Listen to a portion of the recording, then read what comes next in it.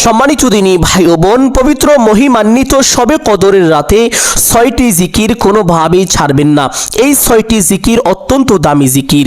পবিত্র শবে কদরের রাতে আপনি যদি এই 6টি জিকির পাঠ করিতে পারেন, আপনার কপাল খুলে যাবে, ভাগ্য পরিবর্তন হয়ে যাবে, জীবনের সমস্ত গুনাহ ক্ষমা হয়ে যাবে, সকল অভাব অনটন দুঃখ কষ্ট পেরেশানি বিপদ আপদ বালা মুসিবত সাথে সাথে দূর হয়ে যাবে। সুবহানাল্লাহ।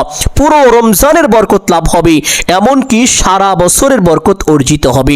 সম্মানিত দিনী ভাই বোন, এই জিকিরগুলো এতটাই বেশি দামি, এতটাই বেশি গুরুত্বপূর্ণ যে কোনো ব্যক্তি যদি পবিত্র শবে কদরে সারা রাত বসে বসে কোরআন তেলাওয়াত করে, আর কোনো ব্যক্তি যদি পবিত্র শবে কদরে সারা রাত দাঁড়িয়ে দাঁড়িয়ে সালাত আদায় করে, আর আপনি যদি কোনো ইবাদত না করে শুধুমাত্র এই জিকিরগুলো পাঠ করেন, তাহলে আল্লাহ তাআলার কাছে তাদের থেকে আপনি বেশি প্রিয় হবেন। সুবহানাল্লাহ।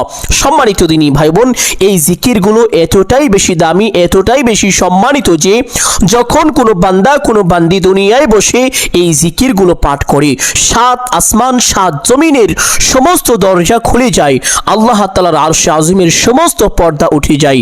এই জিকিরের আমল করে কোনো দোয়া করা হলে সেই দোয়ার সাথে সাথে কবুল আর মঞ্জুর হয়ে যায়। সুবহানাল্লাহ। শুধু তাই নয়, এই জিকিরগুলোর মধ্যে এমন একটি জিকির আছে যেই জিকির এই দুনিয়ায় বসে একবার পাঠ করিলে এই জিকিরের আওয়াজ আল্লাহ তাআলার আরশে আজিমে গিয়ে ধাক্কা লাগে, যার কারণে আল্লাহ তাআলার আরশে আজিমের ভিতরে থাকা একটি বিশেষ নূরের খুঁটি কাঁপতে থাকে। আল্লাহ তাআলা খুঁটির এই অবস্থা দেখে খুঁটিকে জিজ্ঞেস করে, ও খুঁটি তুমি কাঁপো কেন? খুঁটি বলে, হে আল্লাহ, আপনার এক বান্দা আপনার এক বান্দি দুনিয়ায় বসে এই বিশেষ জিকিরটি পাঠ করেছে, যার কারণে আমি কাঁপছি। আল্লাহ তাআলা খুঁটিকে বলেন, ও খুঁটি তুমি তোমার কাঁপাকে বন্ধ করে দাও। খুঁটি বলে, হে আল্লাহ, আমি আমার কাঁপাকে বন্ধ করতে পারবো না ততক্ষণ পর্যন্ত না যতক্ষণ পর্যন্ত আপনি তাকে ক্ষমা করে দিবেন। সুবহানাল্লাহ। সম্মানিত দিনী ভাই বোন, যতক্ষণ না খুঁটির এই দোয়া কবুল করা হয় ততক্ষণ পর্যন্ত খুঁটি কাঁপতে থাকেন আর দোয়া করতেই থাকেন। সম্মানিত দিনী ভাই ও বোন আমার, এই জিকিরগুলো কি কি এবং এই জিকিরের আমলগুলো কিভাবে করবেন, প্রত্যেকটি বিষয় আপনাদেরকে সুস্পষ্টভাবে বলে দিব ইনশাআল্লাহ। সকলেই গভীর মনোযোগ দিয়ে আলোচনাটি শুনতে থাকুন। প্রথম জিকির হলো পবিত্র এই শবে কদরের রাতে নবীজির উপরে বেশি বেশি দুরূদ শরীফ পাঠ করা।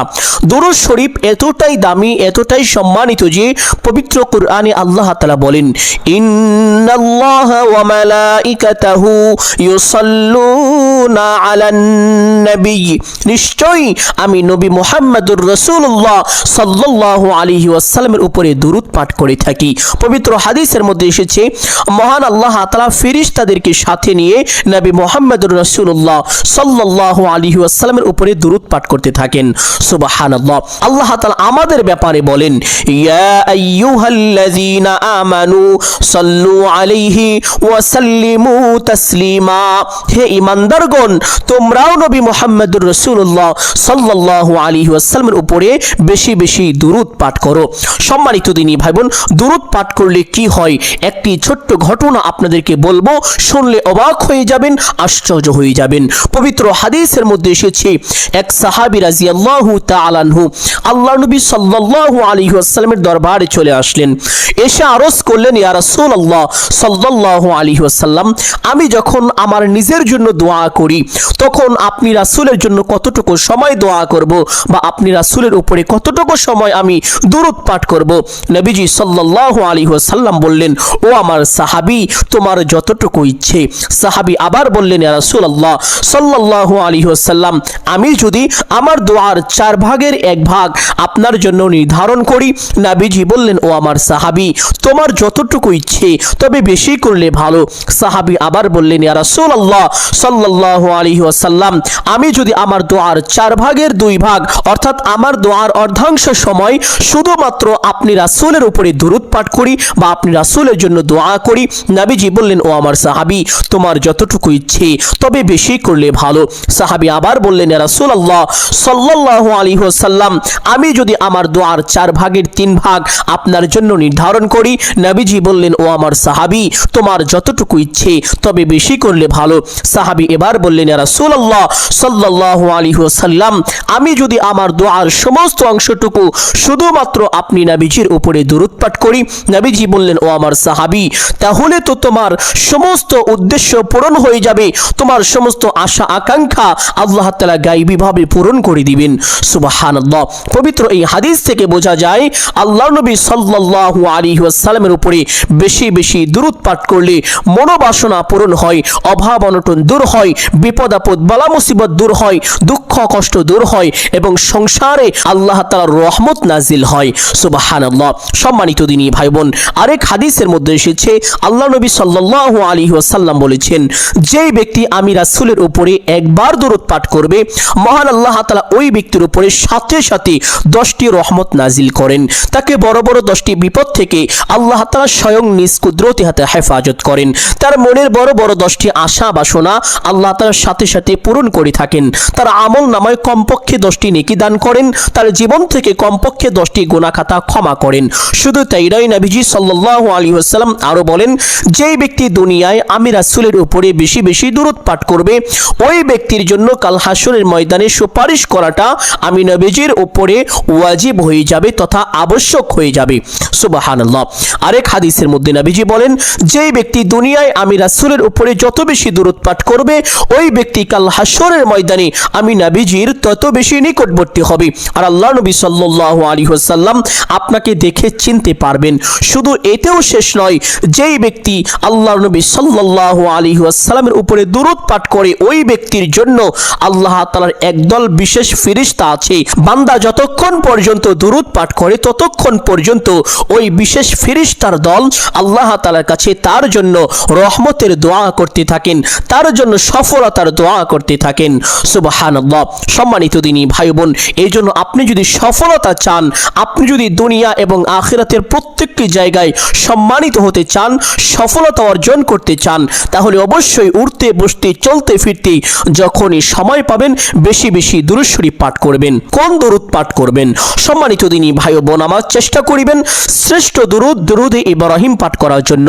আর যদি দরুদে ইব্রাহিম না পারেন বা পাঠ করা কষ্ট হয়ে যায়, অনেকবার পাঠ করতে গেলে তো অনেক সময়ের প্রয়োজন, এই জন্য আপনি চাইলে ছোট্ট দরুদ সাল্লাল্লাহু আলাইহি ওয়াসাল্লাম, সাল্লাল্লাহু আলাইহি ওয়াসাল্লাম, এই দরুদটিও পাঠ করতে পারেন। সম্মানিত দিনী ভাই বোন আমার, দ্বিতীয় নাম্বার জিকির হলো ইস্তেগফারের জিকির। পবিত্র হাদিসের মধ্যে এসেছে আল্লাহ নবী সাল্লাল্লাহু আলাইহি ওয়াসাল্লাম বলেছেন, যেই ব্যক্তি বেশি বেশি ইস্তেগফার পাঠ করে, আল্লাহ তাআলা তার গুনাহ মোচন করে দেন, তার সকল অভাব অনটন দূর করে দেন এবং আল্লাহ তাআলা তাকে এমন এমন জায়গা থেকে রিজিক দান করেন যা সে কখনো কল্পনাও করতে পারে না। সুবহানাল্লাহ। এই জন্য সম্মানিত দিনী ভাই বোন, আমাদের সকলেরই রিজিকের প্রয়োজন, আমাদের সকলেরই গুনাহ মাফের প্রয়োজন, আমাদের সকলেরই বিপদ আপদ থেকে অভাব অনটন থেকে বেঁচে থাকা প্রয়োজন। এই জন্য সকলেই উঠতে বসতে চলতে ফিরতে যখনই সময় পাবেন বেশি বেশি পাঠ করিবেন, আস্তাগফিরুল্লাহ, আস্তাগফিরুল্লাহ। জীবনের সমস্ত গুনাহের কথা স্মরণ করে আল্লাহ তাআলার দরবারে লজ্জিত ও অনুতপ্ত হয়ে ক্ষমার আশায় একমাত্র আল্লাহকে সন্তুষ্টি করার উদ্দেশ্যেই ইস্তেগফারগুলো পাঠ করিবেন। তাহলে এই ইস্তেগফারের ফজিলত অর্জিত হবে। সম্মানিত দিনী ভাই বোন, তৃতীয় নাম্বার জিকির হলো সুবহানাল্লাহ। পবিত্র হাদিসের মধ্যে এসেছে আল্লাহ নবী সাল্লাল্লাহু আলাইহি ওয়াসাল্লাম বলেন, যেই ব্যক্তি দুনিয়ায় বসে একবার পাঠ করে সুবহানাল্লাহ, আসমানের নিচে জমিনের উপরে যতগুলো ফাঁকা জায়গা আছে সমস্ত ফাঁকা জায়গাগুলোকে নেকি দিয়ে ভরলে যতগুলো নেকি লাগে, ওই সমপরিমাণ নেকি আল্লাহ তাআলা বান্দার আমল নামায় জমা করে দিয়ে থাকেন। শুধু তাই নয়, পবিত্র রমজান মাসে অন্যান্য মাসের তুলনায় আমল করলে 70 গুণ বেশি সওয়াব পাওয়া যায়। এই জন্য সম্মানিত দিনী ভাই বোন, রমজান মাসে আপনি যদি একবার পাঠ করেন সুবহানাল্লাহ, আল্লাহ তাআলা এই দুনিয়ার সমান 70টি ফাঁকা দুনিয়া নেকি দিয়ে ভরপুর করলে যেই পরিমাণ নেকি লাগবে ওই সমপরিমাণ নেকি আপনার আমল নামায় জমা করে দিবেন। এই জন্য সম্মানিত দিনী ভাই বোন, উঠতে বসতে চলতে ফিরতে যখনই সময় পাবেন বেশি বেশি পাঠ করিবেন সুবহানাল্লাহ। চতুর্থ নাম্বার জিকির হলো আলহামদুলিল্লাহ। পবিত্র হাদিসের মধ্যে আল্লাহ নবী সাল্লাল্লাহু আলাইহি ওয়াসাল্লাম বলেন, সর্বোত্তম দোয়া হলো আলহামদুলিল্লাহ। আলহামদুলিল্লাহ চাইতে শ্রেষ্ঠ উত্তম আর কোনো দোয়া নেই। আল্লাহ তাআলা পবিত্র কোরআনে আলহামদুলিল্লাহ সম্পর্কে বলেন, লা ইন শাকারতুম লা আযীদান্নাকুম ওয়া লা ইন কাফারতুম ইন্না আযাবি লাশাদীদ। যেই ব্যক্তি আমি আল্লাহ তাআলার নিয়ামত পেয়ে নিয়ামতের শুকরিয়া আদায় করবে, আলহামদুলিল্লাহ পাঠ করবে, আমি আল্লাহ রাব্বুল আলামিন তাকে আরো বেশি নিয়ামত দান করব।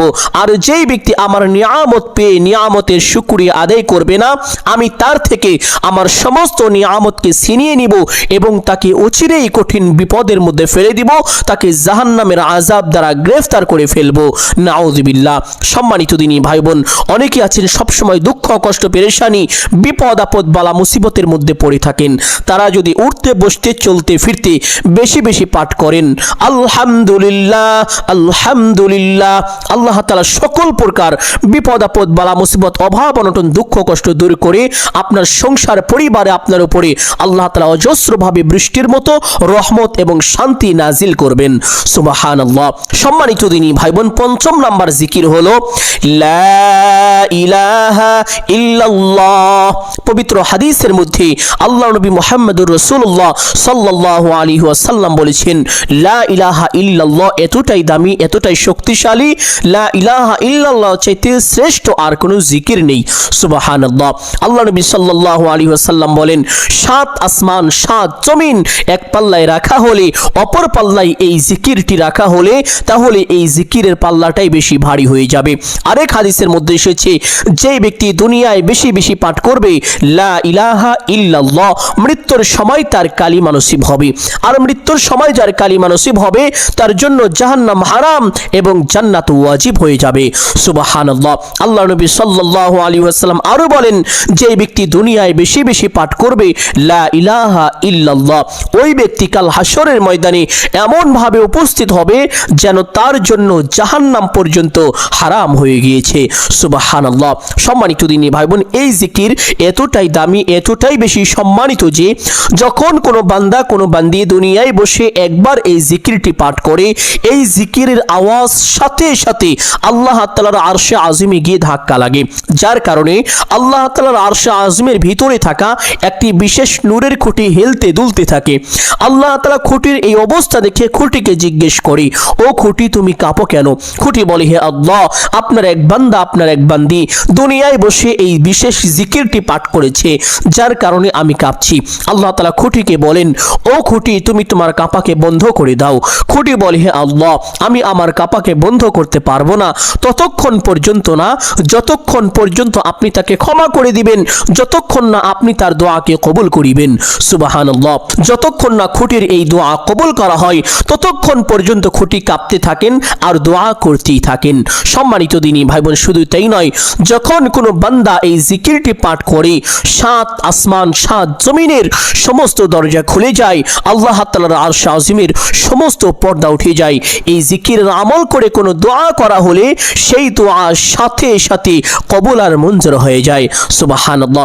এই জন্য সম্মানিত দিনী ভাই বোন, এই জিকিরটি বেশি বেশি পাঠ করিবেন। ৬ষ্ঠ নাম্বার জিকির হলো আল্লাহু আকবার। আল্লাহু আকবার শব্দের অর্থ হলো আল্লাহ সবচাইতে বড়। যে ব্যক্তি আল্লাহকে বড় বলে আখ্যায়িত করে, মুখে স্বীকৃতি দান করে, জবান দ্বারা পাঠ করতে থাকে আল্লাহ সবচাইতে বড় এবং অন্তর দ্বারা তা বিশ্বাস করে, মহান আল্লাহ তাআলা ওই ব্যক্তিকে দুনিয়ার প্রত্যেকটি জায়গায় সম্মানিত করবেন, প্রত্যেকটি জায়গায় তাকে সফল করে দিবেন। সুবহানাল্লাহ। সম্মানিত দিনী ভাই বোন, এই জন্য আপনি যদি চান দুনিয়ার প্রত্যেকটি জায়গায় সম্মানিত হতে, সফলতা অর্জন করতে, তাহলে বেশি বেশি পাঠ করবেন আল্লাহু আকবার। সম্মানিত দিনী ভাই বোন, এখন আপনাদেরকে আমলের সঠিক নিয়মটি বলে দিব। পবিত্র শবে কদরের রাতে এই বিশেষ জিকিরগুলোর আমল কিভাবে করবেন সকলেই লক্ষ্য করুন। প্রথমে উত্তম রূপে ওযু করবেন। ওযুর পূর্বে ছোট্ট দুইটি বিষয় অবশ্যই লক্ষ্য করবেন। এক নাম্বার বিষয় হলো ওযুর পূর্বে ওযুর নিয়ত করা। অনেকেই জানেন না ওযুর নিয়ত কিভাবে করতে হয়, অথচ কিতাবের মধ্যে এসেছে ওযুর পূর্বে নিয়ত না করিলে ওযু পরিপূর্ণ হয় না, ওযু সহি হয় না। ওযু পরিপূর্ণ এবং সহি শুদ্ধ হওয়ার জন্য অবশ্যই ওযুর পূর্বে ওযুর নিয়তটি এইভাবে করিবেন। আপনি আপনার মনে মনে এই সংকল্পনা করিবেন বা এই ধারণা করিবেন যে এখন আমি আল্লাহ তাআলার সন্তুষ্টির জন্য ওযু করছি, তাহলেই আপনার ওযুর নিয়ত হয়ে যাবে। অতঃপর বিসমিল্লাহির রহমানির রহিম পাঠ করে ওযু আরম্ভ করিবেন। ওযুর প্রত্যেকটি অঙ্গ প্রত্যঙ্গ গভীর মনোযোগ সহকারে ধৌত করিবেন। অবশ্যই সুন্নত তরিকায় ওযু করবেন। সুন্নত তরিকায় ওযু করলে বিশেষ দুইটি লাভ।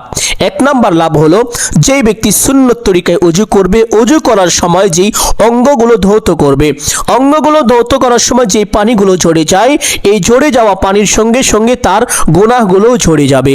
সুবহানাল্লাহ। দুই নাম্বার লাভ হলো, আপনি যেই অঙ্গগুলো ধৌত করবেন, ওই অঙ্গগুলো দিয়ে কাল হাসরের ময়দানে নূরের ঝলকানি বের হবে, নূরে জ্বলজ্বল করতে থাকবে, আর যা দেখে আল্লাহ নবী সাল্লাল্লাহু আলাইহি ওয়াসাল্লাম আপনাকে চিনে ফেলবেন। অতঃপর আপনাকে নিয়ে আল্লাহ তাআলার দরবারে সুপারিশ করে নিরাপদে জান্নাতে পৌঁছে দিবেন। সুবহানাল্লাহ। এই বিশেষ দুইটি পুরস্কার যদি পেতে চান, তাহলে অবশ্যই সুন্নত তরিকায় ওযু করবেন।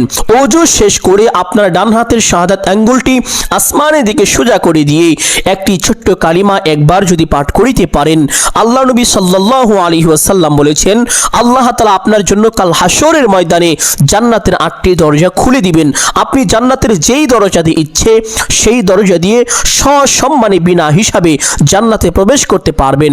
আপনার জন্য কোনো বাধাই থাকবে না।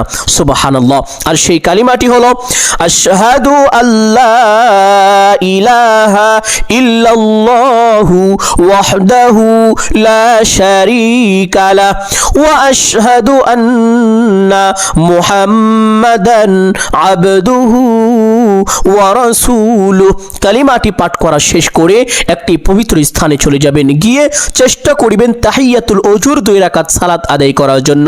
যদি না পারেন, না পড়বেন, কোনো সমস্যা নেই। অতঃপর চেষ্টা করিবেন এশার ফরজ নামাজের পূর্বে 4 রাকাত সুন্নতে গায়রে মুআক্কাদা আছে। আল্লাহ নবী সাল্লাল্লাহু আলাইহি ওয়াসাল্লাম কখনো এই নামাজ পড়েছেন, আবার কখনো ছেড়ে দিয়েছেন। এই জন্য আপনি চাইলে পড়তে পারেন, আবার ছেড়েও দিতে পারেন, কোনো সমস্যা নেই। অতঃপর এশারের 4 রাকাত ফরজ নামাজ পড়বেন।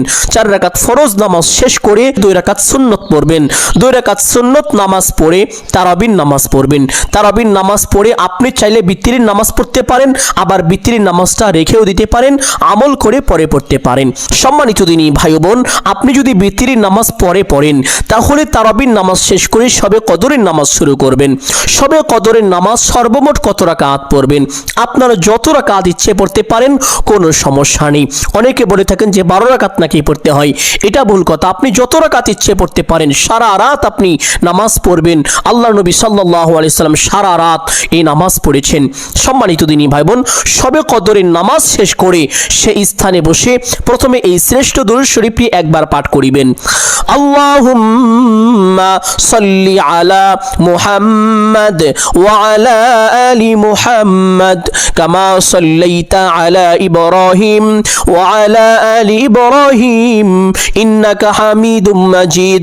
আল্লাহুম্মা বারিক আলা মুহাম্মাদ ওয়া আলা আলি মুহাম্মাদ কামা বারাকতা আলা ইব্রাহিম ওয়া আলা আলি ইব্রাহিম ইন্নাকা হামিদুম মাজিদ। যদি এই দুরূদটি না পারেন, তাহলে যে কোনো একটি দুরূদ আপনারা পাঠ করিবেন ইনশাআল্লাহ। দুরূদ পাঠ করা শেষ করে ইস্তেগফারের জিকির করবেন।